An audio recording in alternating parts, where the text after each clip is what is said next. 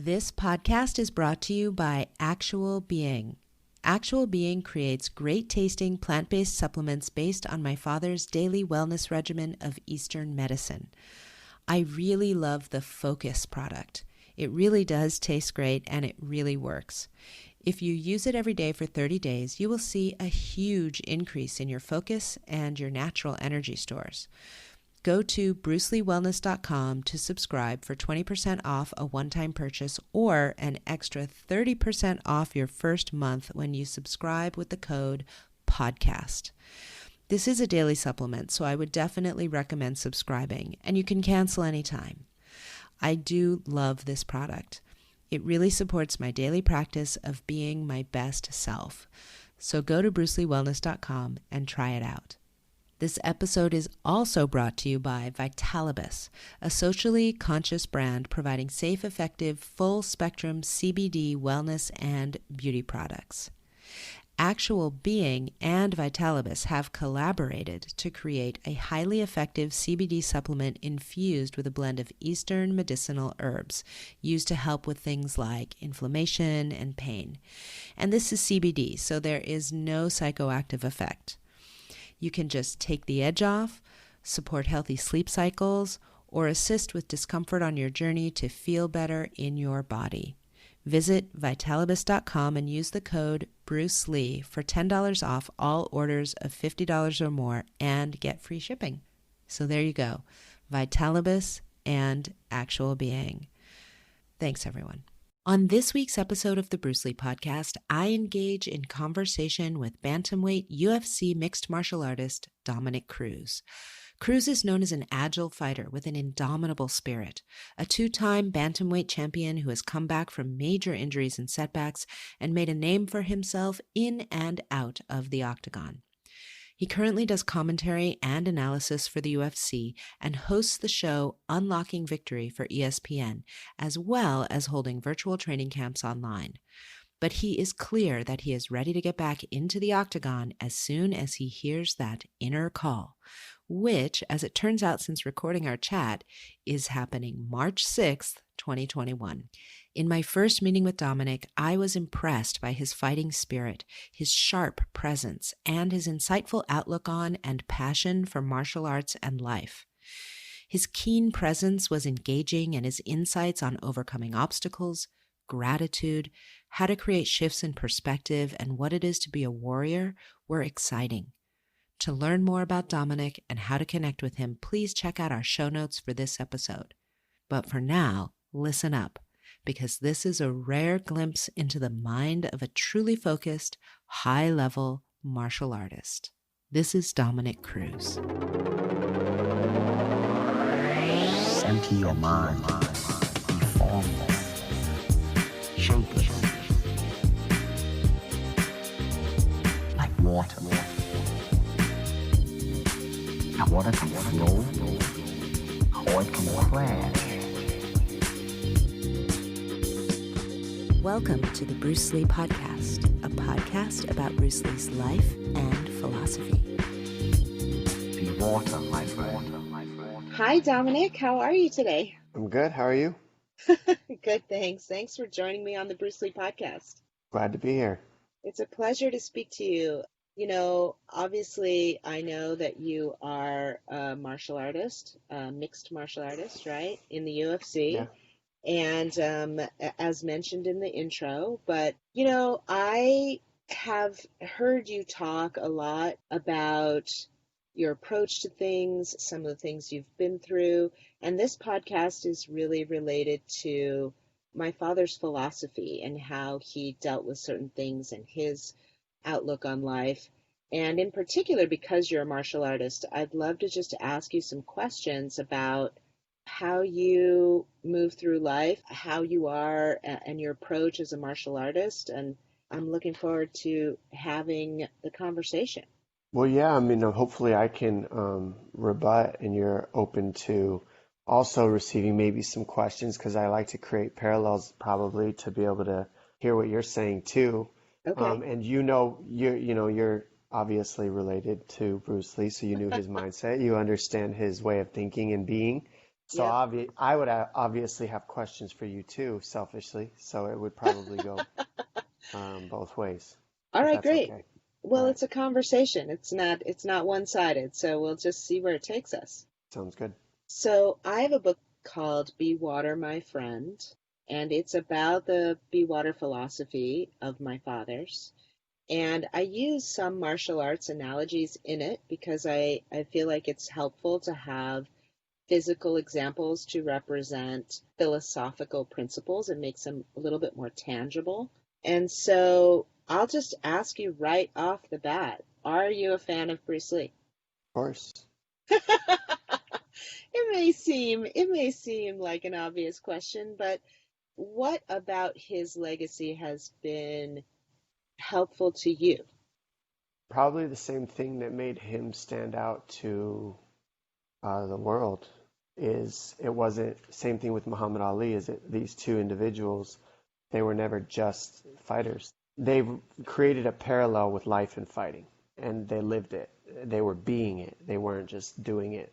Yeah, And that's what that's, I noticed about him that made him yeah, different. It wasn't just fighting, it was more. yeah. No, that's an excellent answer, and I agree with you. And I think that's what's made all the difference. Why he continues to be remembered and relevant today. So, given that my book is called Be Water, My Friend, what does it mean to you to be like water? It just depends on what we're talking about, you know. Hmm. Each thing has its own version of it, but most of the time it has a state of flow to it. You know, water's never um, be water, my friend. Be in the state of flow. Don't. It's hard to stop water. It can always squeeze through some sort of crack. It can always find a way around. Gravity will always carry it. Things will always flow. It will always keep going. Yeah, So it's just another metaphor for, coming up with answers to problems. It's also very strong. It's got more strength than steel if you put it in a pressured place. So it is everything that you would want to represent. yeah. I noticed that you went to a high school called Flowing Wells. I thought that was apropos.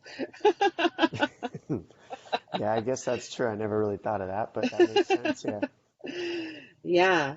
So I would love to talk to you a little bit about mindset because it seems to me like mindset is such a huge part of not only martial arts, but also of life. And I've listened to you talk about having certain mindsets to help you get through. I know you've had a lot of obstacles in your life and in your career. Do you train your mind as well as your body? You have to. I mean, yeah, of course. Yeah. Definitely. So, what are some of the things that you do? Is there anything that you do consciously to Yeah, stay in the right mindset? I think the question is like, what's the right mindset for each person? Yeah. Everybody's got their thing, right? So for me, I can only speak on myself that the right mindset for me is to be always in a place of gratitude. As long as I'm in that place, I'm always able to move somewhere and I'm never stuck and I get to be like water. If I'm not in gratitude, then things can block me and create a stoppage in the flow. So I do my best to stay in gratitude and an outward focused mindset. If I'm doing stuff, if I'm not liking something, I can always flip the script and reframe it for myself and move it to what can I do for this person instead of, because usually when I'm upset at something, I'm uncomfortable, there's something that I'm not liking. That's my body telling me that something's off. I don't have to choose that. I can make another decision. And the decision I usually try to make is that I don't have to react to this. This way I can just move forward and not hold on to it by doing something for them. Why am I here for them? What am I, what can I do for them? It just flips my brain and I stop getting angry or frustrated or uncomfortable. It puts me there in a place of gratitude and service. And then it kind of I guess life for me is a series of finding ways, for lack of a better term, to trick myself. When you're cutting weight, you can't just not eat. You still have to eat, and you can't just not drink water, but you have to drain all the water out of your body. So how can I drain all the water out of my body, eat, but not eat enough, so that I can still lose weight, is I have to like find ways to trick myself. I have to find ways to, I drink distilled water instead of regular water a few days out. You stop eating salt. You can eat food, but you just eat food without salt. So now distilled water has no minerals in it. So the lack of minerals in the water and the lack of salt in the diet creates a state of flow in my body while we're talking about flow, which allows everything to go. So I sweat easier, and then the water comes out of my body faster and much easier. And I guess the point is that, the lack of salt in the distilled water is like gratitude and a place of outward focused service for me. It's like they're little tricks to make things flow more easily. And it's not always the right thing. It's not always easy to choose that, but I find it makes my life work a little easier. Yeah, no, I think that that's beautiful, actually, I have to say, because I think a lot of times what trips us up so much as human beings is when we're upset or feeling challenged in some way to get stuck in like a self-feedback loop of emotion that, and so what I'm hearing you say is like putting your attention outward and being of service and tapping into gratitude just helps to shift you out of that place, which I think is such an important tool for people to know about and utilize because it also helps us step into a place of being our best selves for others as well. Well, again, that's why the reason I bring that up is it translates again as a parallel to me of what your father did, of what people that I looked up to, your father, Muhammad Ali, are two of my people that I look up to in martial arts that have hit other things. And the thing that they always had an outward focused mindset with martial arts. So it's not just a life thing. This isn't like some kind of therapy session. This is like, this translates. This is a direct parallel to what I've done with what I choose to frame my life in martial arts is, all right, I had a lot of injuries, and in those injuries, I was very much in a place of, I don't have this, I don't get this, I don't get to train, I don't have what I want, I, and it became dry and not a state of flow, and it was not working. And when I said, okay, what can I give back to the sport instead of what I'm not getting from the sport, so what can I give to the sport? Then opportunities like being on Fox Sports. I got a first tryout on Fox Sports to start analyzing fights way back when I first got my first knee surgery, and because I needed a job. And so being in that mindset, just that one shift of, all right, I'm not getting to fight in this sport. I have no money coming in. All my sponsors left me, and switching my mindset to what can I give to MMA? What can I give to the athletes? What do I have already that I earned from the sport that I can give back to the sport? And when I did that, opportunities started to present themselves. And as long as I stayed in that frame of mind, I'm looking at giving to the athletes that I talk about as an analyst. It's not about what I have to say or even necessarily always my viewpoint. It's more my viewpoint of what I see them trying to create. It's not what I think they should be doing. It's more they're doing this, and I think that this is from me watching, this is what it looks like they're looking for. This is what it looks like they want to do. And I feel that that's something I can do for the athletes so that the world can kind of get into their brain more while they're fighting. And it helps the world know how good some of these athletes really are, that they can make last second decisions like they do. And when I talk about them, that's that's kind of what I mean. And when I see Bruce Lee talk about martial arts, he's bringing all martial arts together like a community. He's not saying this martial art's right, this martial art's wrong, this is that. There's no separation and walls in between each of them. It's let's create a community. Let's see which we can take some of these. This probably won't work here. This probably won't work here. But if we take this and put these together, there's a puzzle here. And if we take this, and he wanted to work everything together and bring everything together as a community. I saw as the martial arts community. That's an outward focus approach. Muhammad Ali, standing for not going to war, standing for what he believed was right for his beliefs and his group of people, his ideals. He was standing for a community mindset. He was standing for the people. It wasn't just, I'm going to go and fight for me and make my money and walk away and get my paycheck and feed my family. It was never that for him. So that to me, they showed that whether they knew it or not, to me, that an outward focus approach can create huge results. Yeah. No, that's amazing.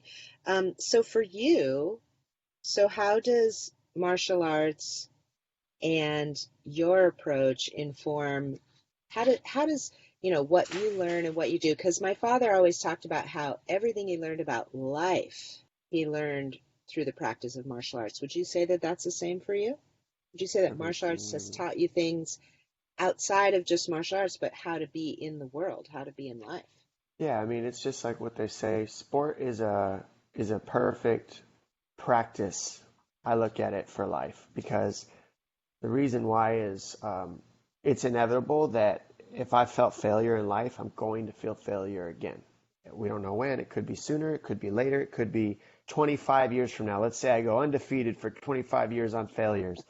You are one lucky mofo, but you figured it out. But eventually you're going to feel failure again. So the key is just finding ways to accept that and deal with it and move forward. And you can't dodge it, so you might as well accept it and then find ways to reframe and keep going. I mean, that's what sports are. It's a constant series of, because when you first start, you're not good. You're just trying something new, and you're getting beat up, and you're losing, and you're losing, and you're losing until you're not losing, and then you realize I'm losing less, and then that's the motivation. I'm losing just a little less. I'm losing just a little less. It's a good practice because you get to, you know, until participation trophies came out, you got to feel failure and learn from it, you know? And there's a good quote, winning brings fake smiles. And I always thought that's funny. You can really learn a lot from a loss, unfortunately. It's not always the best, but it's no different than life. I mean, like, what's your setback? What's your break? Usually our setbacks are our breakdowns. It's like easy parallel, right? In life. It's no different in sport. What's my setback? What's my breakdown? Each time this guy takes me down, when I get to this position, I cannot get up. What's your setback? What's your breakdown? Right? How do we break through? What's the breakthrough on that setback, on that breakdown? Well, I got to bring my knees up. I know I got to get inside space. I need to get my head higher than his. I need to get in. There's steps, right? It's no different in life. When you have a breakdown in life, something's not working, and you get to find a way to make it work. So I appreciate sport because it gives you that practice of that feeling of failure.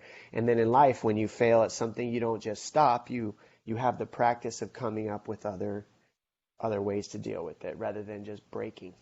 Yeah. My father used to say that everybody wants to know how to win, but nobody wants to know how to lose. Yeah, And it's a that good way to put it. actually, yeah, and that actually learning how to lose, which is to say, not being fully defeated by it, right? And Yeah. learning how to do it gracefully is, in a lot of ways, more important than learning how to win. Or Well, they're similar, right? Like they're the same sides of the coin because learning how to lose helps you learn how to win, right? you could just, you don't, nobody wants to lose. He didn't want to lose. I never want to lose. Nobody on earth wants to lose. It's losing, you know. When Yeah. you lose a loved one, nobody wants to lose their loved one. But does it happen? Yes. Is Yes. it going to happen for the rest of eternity? The answer is yes. Yes. So everybody can pretend I'm undefeated. I'm 100-0. Okay. Um, you haven't, that you're one of those rare cases that I talk about where you're going to feel it later.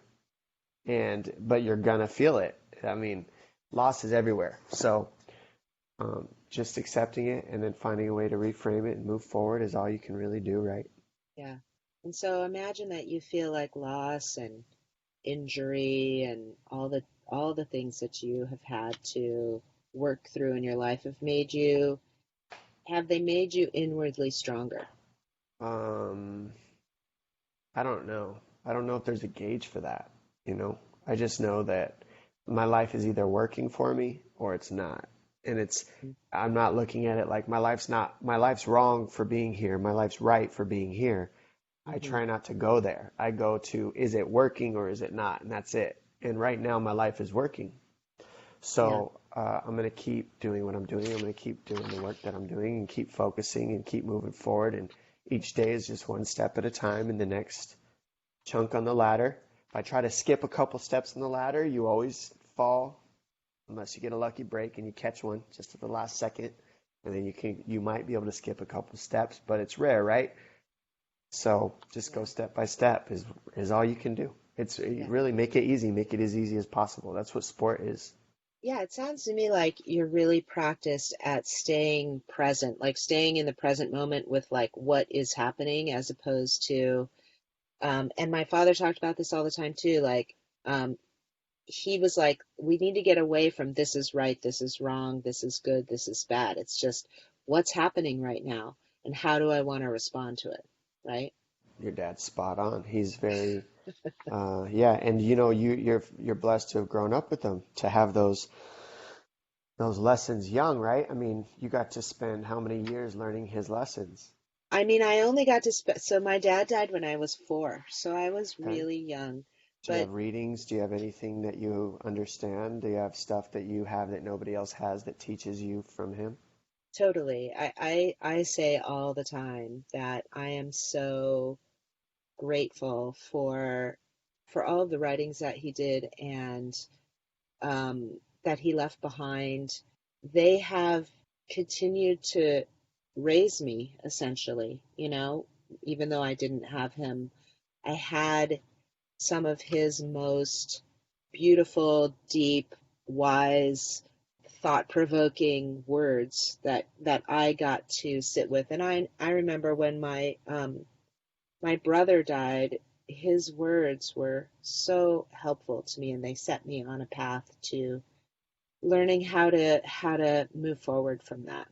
When you say his words, you mean it's from a book, from a journal, from Yeah, he didn't write well, how'd you? necessarily in a journal, but he did write on pieces of paper, and my mom saved all of them. And so the So, pieces of paper, one of those pieces of paper resonated with you in that incident of your brother, and it served you, is what I'm hearing. yep, yep. There was a Okay. quote. There was a quote that I came across of my father's a few years after my brother died Do you that remember it? Do you mind um, sharing it? yeah, no, that was I don't know why, but in that moment it just really struck me. And the quote was, this may not be it exactly, but it was essentially, um, the medicine for my suffering I had within me from the very beginning, but I did not take it. My ailment came from within myself, but I did not recognize it until this moment. And now, if I am to find my way out of the darkness, I must be my own fuel like the candle, consuming myself. It's something It's similar to Rumi. It's just like that. similar to something Rumi talks about I was knocking on the door and I didn't know that I was knocking on a door, within. Like I was trying Yeah, to knock out, but the door didn't open out, the door opened within. Very right. similar to what he's talking about or what I'm hearing, Yeah, from your exactly. quote. Um, Exactly. and it's, And yeah, I, it's basics. yeah, yeah. And I think, I heard you say something that I thought was really great. It was just a brief clip, but you talked about gratitude already, and you said that somebody was asking you about, being the champion again and all of that, and you said, I'm happy, I'm already happy in my life. And so that, like, yes, I'm working towards that and I'm going to keep going, I'm going to keep going, but I already have, my own happiness. And I thought that that was such a great outlook, like that you work to have your life be the life that you want, right? Yeah. Separate and apart from the awards. Yeah, I mean, it was just the question that he presented to me was, is this the happiest moment of your life? And Yeah, that would have been for me not true to say yes. yeah, yeah, But he put me in the yeah, good question. Was this the yeah, happiest moment of my life? Because it was a very happy moment, and I put so much work into that. It was my second time winning the belt when, I after all the injuries. So, it was a good question to be in, but when he put me in the question, it made me realize that actually I'm happy to know that I didn't need this because I didn't know if I was going to win it. And I had already chosen before the fight had ever started, that win or loss, I was really very pleased with how I had shown up, what I had done for myself up to that moment, even before the fight. So it really Yeah. gave me a lot of peace, and that was a key, I think. Yeah. Would you say that that sense of peace is um, important? That it's like it's a powerful place to be. Of course, yeah, that's something that you get. It's like being in the state of flow. It's you're surrendering to what you have and what you've got, and you're letting go of control of the unexpected, and you're just like, you're not in resistance. You're in a state of flow when you're there, Hmm. period. You're like water. You're in a place where you're letting happen what happens, if you can really believe that. A lot of people say it, but when you're in that place where you're actually doing that, that's where you can really lock in. You'll know with your performance. Hmm. Yeah. Yeah, I talk about in my book that gaining that sense of peace, and my father described it as that the real stillness is being able to have stillness in movement. So like you're moving, doing all the things, but at your core you have that stillness, that peaceableness. It's very grounding. Yeah. I mean, he describes it well enough that it doesn't need to be described. Right. So, that's the Yeah. point. That's why, that's how you know he was an outward focused mindset, because he Hmm. wasn't saying it for me. He's experienced his experience, and then he's explaining his experience so other people can understand it and be with it, and that's mastery at its finest. Yeah, so is that what mastery means to you? That's a part of it. Um, Yeah. it's experience. I'm experiencing my experience, like feeling it, then being able to translate it in a way that others can experience it with you and create it and relate, and then moving forward with, the action, with So being. do you think so do you think that mastery actually must take into account others? Um, what do you mean? Well, you said that mastery was like you being able to understand something, but then also being able to express it, right? Well, yeah, okay. So what I mean is, if you can express it in a way that other people can understand it, then you yourself understand it because you're Right. teaching it. So it's more of that. That's what your dad was, mastery. He could always, like I just said, he explains things. They don't need to be re-explained. They don't need to be, you get it the second you hear it. And with Right. very few words, that's mastery. So yeah, you don't need people for your own mastery. Mastery really to me means pretty much that you can always come from nothing, like at all times, being like a blank sheet of paper, like this wall behind me. If we emptied it and just had it facing, um, it would always be impossibility, because you could write anything on it, erase it, and then write anything on it, erase it, right? That's mastery. It's being nothing at all times, so you can be everything at all times, at any time, really. Yeah. That is so Bruce Lee. My father called it the living void. It's emptiness, it's the formless form. It's the place where all things are created from and you have infinite choice. Mastery. That's what he talks about. He personifies mastery in his words. That's why his words that are sharp, but they're direct and they're purposeful, because he experienced it, and then the next step is experience, or expressing it so others can relate, and he's at that next stage in mastery when he does that. And then the last stage is being able to come from nothing at all times while you're being those other two things, and then flowing all those things together. You're always going to be almost a perfect microphone and like a filter of mastery for the world. Each time you show up, you can be something new for everybody else, because you're always nothing each time. That's the hardest thing to do, though. That's Yes. just the constant challenge as a human. But that's why, if mastery was easy, then it wouldn't be mastery. But it's a every minute, it's an every second approach. You have to always be trying to look from another perspective, because your body's reactions and emotions are always trying to take over and make your decisions for you. You have to choose not that you're not your emotions, and that you can be something different. And that's also mastery. All these things. It's very Yeah. tough. And is this It's is what you this what deal with walking into fights. right, exactly. I mean, and Yeah. I make a point that I just feel like, someone like yourself who approaches life this way, someone like my father who approaches life this way, had the ability to think and work on this level. I think it's brilliant that he was a fighter because in a fight, like it is it is happening, evolving right there in the moment under like the direst of circumstances, right? I believe fighting is the most exact replica of life that we could have, period. Every piece of it. Because life doesn't just pat you on the back and give you participation trophies and say, we support you because you're not comfortable. Life doesn't ever do that to any of us, ever. So it's mind-blowing to me that we try to pretend that that's how it should be. And fighting is that way too. The second you want to not drill hard and you want to drill soft, you pay for it on fight night. The second that you don't want to be put in the positions that are miserably hard and that you suck at is the moment that you get put in those positions on the night that it counts, and then it shows up. So it's, what you don't work on, the hard things you don't work on in life will hit you one way or another.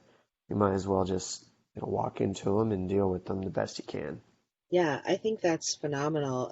You really, my father called it the stages of cultivation. Those three phases you just described to me a minute ago. He had three plaques that represented those three phases for himself as well. And I thought you explained that beautifully, really Yeah, poignantly. he understood mastery very well, clearly. And so I assume this is something you are working on in your life, right? Like to be that present, that engaged, that aware every moment. I look at like fighting, like everybody says it's not that deep. Why is he going so deep? It's like you got to understand that for me, legitimately, like I go show up to fight to put myself under the magnifying glass, under the fire at the highest, most potent level possible to see what shows up and to see what comes out of me transformation is a public event.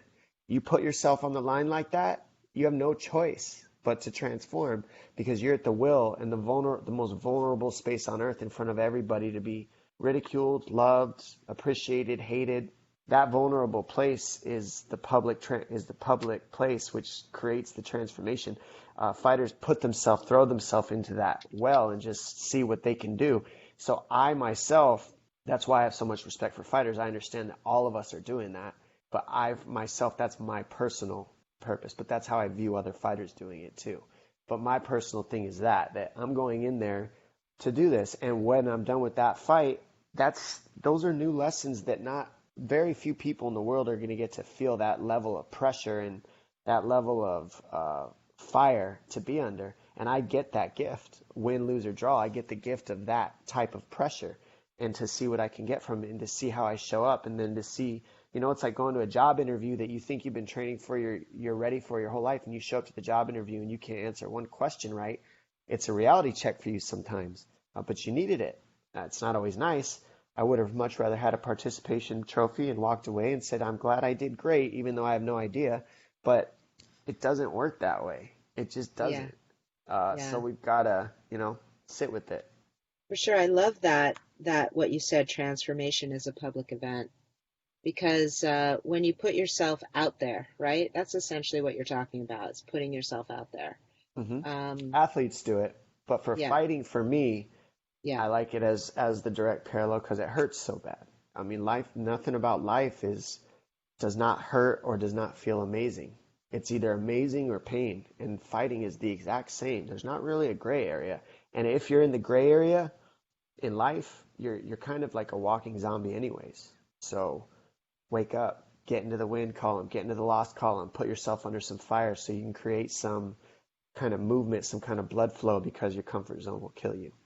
yeah. My father said life is constant movement. So it's like, when people want to just like stay tight in this little ball and not move, they're really saying cowering from life a bit, right? Well, I mean, if you tighten to a little ball in the middle of a fight, you probably won't get finished because none of your organs are exposed. Your chin is not exposed. Everything that uh, could be exposed to finish the fight is not because you're curled into a ball. However, you're also not fighting back, so you're not doing anything to the other person.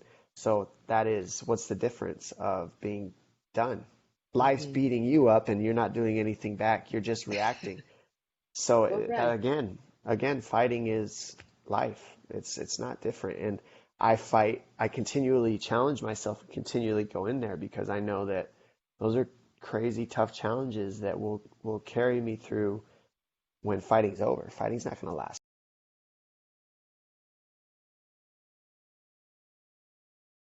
because I know that those are crazy tough challenges that will carry me through when fighting's over. Fighting's not going to last forever. What a gift I get to challenge my life in this avenue, in this practice avenue, because life is what the goal is.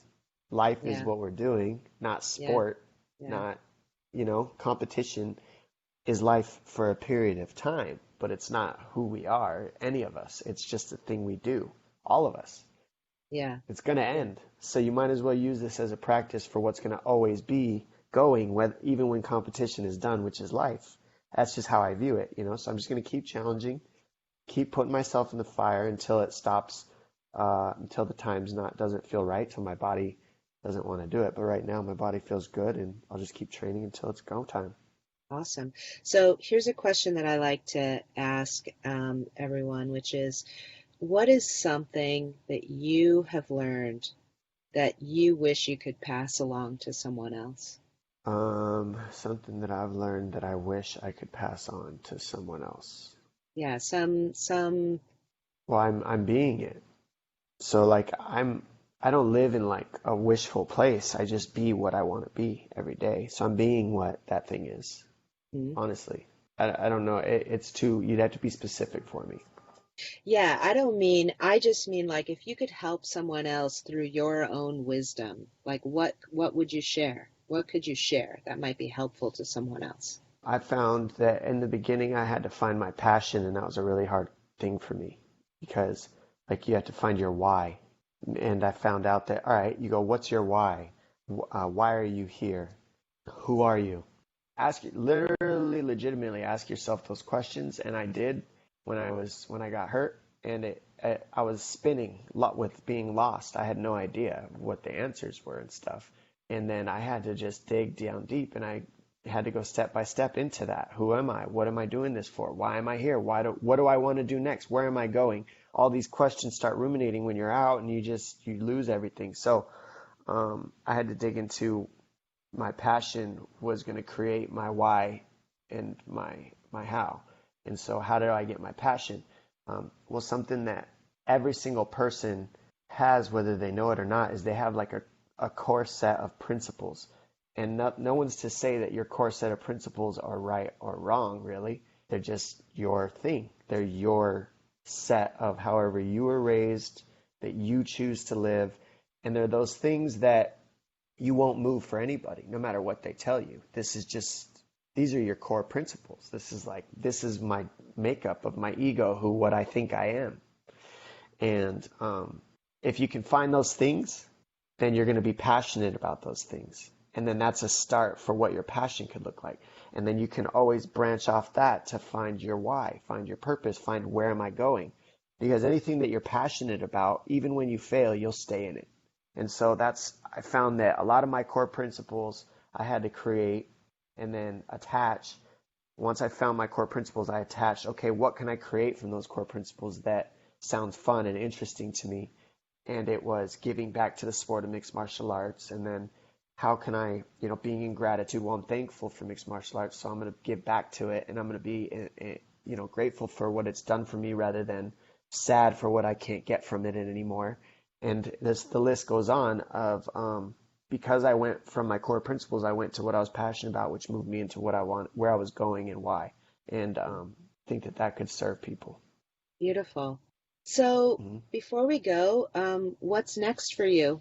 And is there anything you want to tell the listeners about? Like, I know you're involved in that organization, Higher Ground, and then tell us what's next for Dominick Cruz. Yeah, I'm just living right now. Like I said, I'm giving back to MMA like the best I can, trying to break down sports and Unlocking Victory. I do a show called Unlocking Victory where I break down all these athletes' techniques and how just awesome they each are and their upcoming bouts before they get in there. And then I have my footwork fundamentals course that I teach online at DominickCruzMMA.com. And in that Great. fundamentals course, I do hour Q&As. If you're a member, I'm constantly giving chunks of information, up to 15 moves at a time of fence work, footwork, striking, feints, basics, intermediate, advanced, all levels of teaching. I have that outlet. I'm also an analyst for ESPN, and I'm a color commentator for the UFC. So I'm doing those things while I mix in my training for fighting. And so with all those different hats that I wear, I'm very entertained, and I feel like my life is working, and I'm happy where I'm at, and I'm living my passions and stuff. So I'm just going to keep doing it. And then when the fight, it's not hard. Everybody wants to fight me. So when I feel like my body's right, I'm jumping in there. Realistically, the only reason to rush back in there is because I haven't been in there for a while because of injuries. But is that really the reason to just jump in there? Because in my last fight, I fought for the title, and I got an opportunity, and so I just took it. And now those are the types of opportunities you run into. But that's past, and so now I take the time, give my body what it needs in the training, get myself right to where I want to be for where the sport's at, and then I'll jump in there and I will be back. Awesome. Awesome. Well, we can't wait to watch you when you get back into the ring. Where can people watch Unlocking Victory? It's on ESPN Plus. There's an archive, but ESPN Plus, it kind of moves around on times, but you can check the archive there, and then you can see when it's coming up for each of the like if you're very interested in any upcoming fights, for instance, Paulo Costa versus Israel Adesanya is coming up this weekend, which is one of the best fights I've seen in a long time coming up. Like, this is going to be an amazing matchup. I broke that down on Unlocking Victory, so you can now go on there, check that out, find the moves that you'd be looking for. If you want to gamble, that's a great thing to go to like figure out tips on like who's going to win, who isn't. I give you all their moves and their tactics and their strategies before the fight happens, so that if you're a new fan as well, it can kind of give you some insights of what you're looking for. And that's what the show's for. I wanted to give that to the fans and give that to the athletes. That's amazing. That's amazing. Well, I've really enjoyed our conversation today. Very inspiring. I love just like hearing you share your thoughts, your process with me, and it was very inspiring. Thank you. Yeah, thank you too. Fun to do it. Glad to be here. Yeah, I really appreciate you taking the time. All right. Thanks for your dad. Yeah, well, thank you for you. You can find show notes on brucelee.com. Remember to follow us at Bruce Lee on all social channels. You can email me your questions and thoughts at hello@brucelee.com. Listen to the Bruce Lee podcast wherever most podcasts are found. You can find more in-depth teachings in my book, Be Water, My Friend, The Teachings of Bruce Lee, available through all major book retailers, including Audible and the Bruce Lee Store. Be well, my friends, and be water.